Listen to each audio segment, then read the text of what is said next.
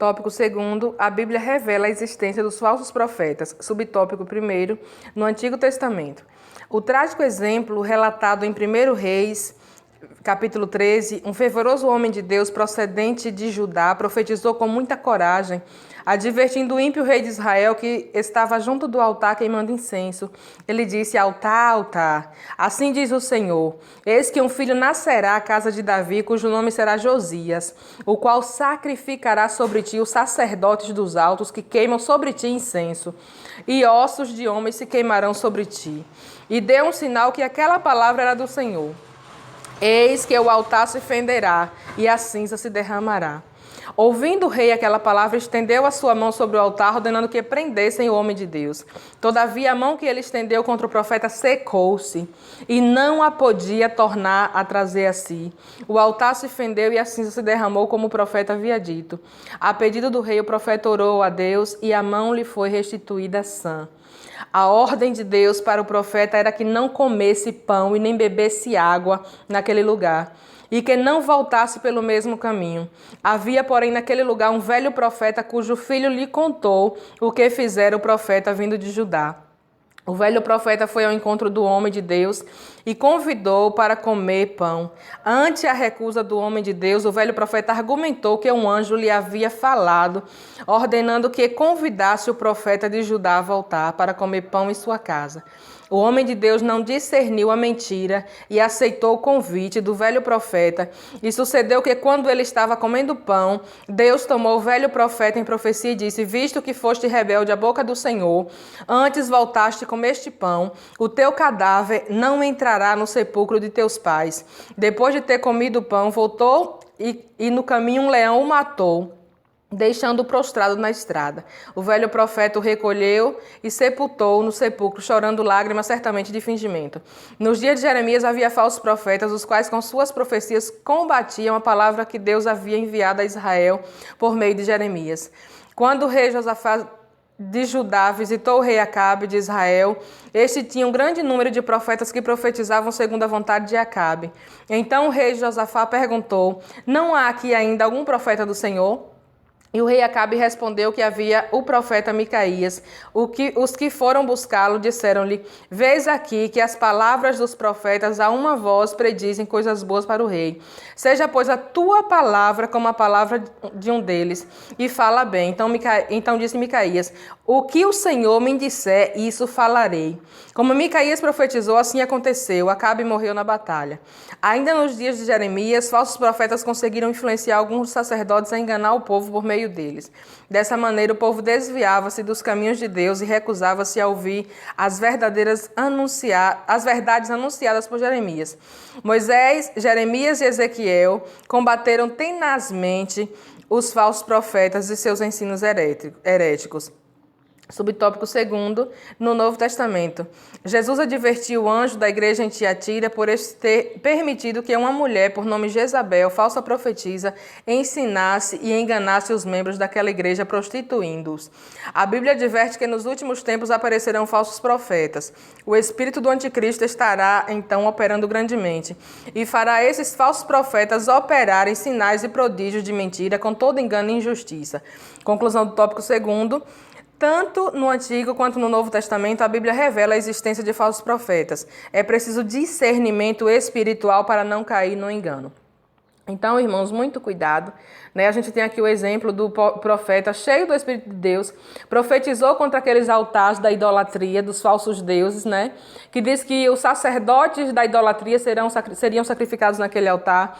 Fez como o Senhor mandou, mas não obedeceu até o fim, não vigiou, irmãos. Veio um profeta velho e ali enganou a ele, tirou ele da posição. Irmãos, ouçam a voz de Deus e obedeça, né? Como o apóstolo Paulo falou, ainda que desça um anjo e pregue um evangelho diferente do de Cristo, ou seja, fale alguma coisa diferente do que Deus tem ensinado, que Deus tem dito, não aceite, considere como anátema, considere como maldição. Nós devemos obedecer a palavra do Senhor, a vontade do Senhor, a voz dos servos de Deus que Ele levanta para ensinar o povo dele com verdade, irmãos. Se alguém vier com um ensinamento diferente, desconfie. E aquele profeta não vigiou e seguiu, deixou de ouvir a voz de Deus e ouviu a voz daquele velho profeta que mentiu que um anjo tinha o alertado para levar aquele jovem profeta para comer na casa dele. Se Deus tinha dado uma ordem, irmãos, Deus não vai voltar atrás quando ele dá uma direção para o servo e para a serva dele. Muito cuidado, não deixe que as pessoas vos manipulem, não. Ou sejam amigos de Deus, ouçam a voz de Deus e obedeça à risca aquilo que o Senhor tem te direcionado, a orientação que Ele tem te dado.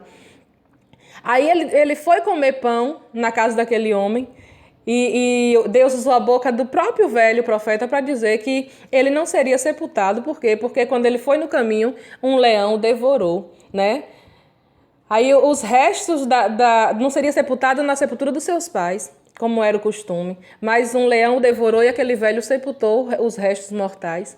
Então, muito cuidado, irmãos, com falsos profetas que falam somente o que agrada o coração, fala com bajulação, massageando o ego, não quer pregar a palavra da verdade, porque é a verdade quem leva para o céu, e conhecereis a verdade vos libertará. Cuidado com ensinamentos de que é somente oba-oba, gritaria e animação, porque a palavra do Senhor, irmãos, é aquela que confronta o pecador, para que ele seja convencido pela virtude do Espírito Santo do pecado, da justiça e do juízo.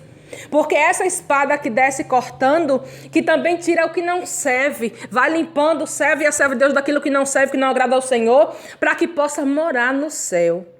Porque a nossa morada celestial, irmãos, não pode ser negociada com nada aqui desta terra. A gente deve preservar, guardar o que nós temos, guardar a nossa coroa, guardar a nossa fé, a obediência, a santidade, porque o Senhor nos elegeu como servos dele, como igreja eleita para morar no céu e viver aqui na terra enquanto estamos aqui de forma santa e irrepreensível. Guarda o que tu tens para que ninguém tome a tua coroa, a coroa de justiça, que o Senhor tem como galardão para aqueles que perseverarem fiéis até o fim, porque aquele que perseverar fiel até o fim será salvo. Aquele que perseverar até o fim será salvo. Então, irmãos, tem vários exemplos de quando você vê o servo de Deus, a serva de Deus ensinando a verdade, e vem aquela outra pessoa dizendo, não precisa ser assim, não precisa obedecer dessa forma, não. Cuidado, é o espírito do falso profeta, os espíritos malignos tentando induzir você ao erro, você ao pecado. Porque como Jeremias pregava a verdade, pregava o arrependimento para aquele povo, os falsos profetas vinham tentando contradizer o que Jeremias dizia. Quando o apóstolo Paulo pregava a verdade para aquelas cidades idólatras que ele visitava nas missões dele, os invejosos, os fariseus, vinham tentando contradizer o que Paulo dizia.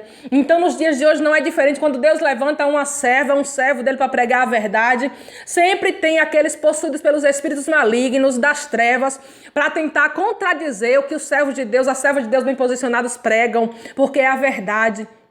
E o inimigo vai sempre tentar contradizer para levar as pessoas ao engano, porque ele sabe que ele já está julgado e condenado. Ele sabe onde é que ele vai passar a eternidade. Mas ele não está satisfeito em ir sozinho, não. Então, vigiai e orai em todo o tempo. Busca a face do Senhor. Sede santos, porque o Senhor falou, sede santos, porque eu sou santo.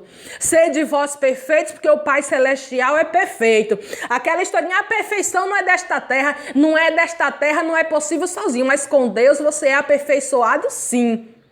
A palavra do Senhor não é mentirosa, é fiel e verdadeira. E ela diz, sede perfeitos como o Pai Celestial é perfeito. O próprio Deus falou, sede santos porque eu sou santo. Sozinhos para nós é impossível, mas com Deus nós podemos. Tudo é possível ao que crê.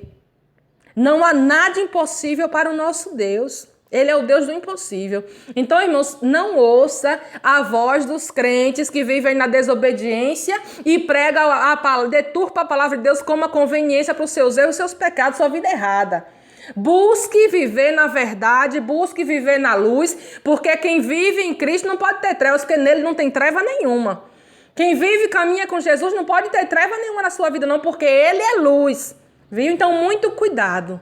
Muito cuidado, busque sempre a orientação de Deus, a orientação dos seus líderes, que vai ter uma palavra de Deus para dar para você. E não fique dando ouvido a qualquer coisa que você ouve por aí, não. Para você não se turbar, não se contaminar e pecar contra o Senhor.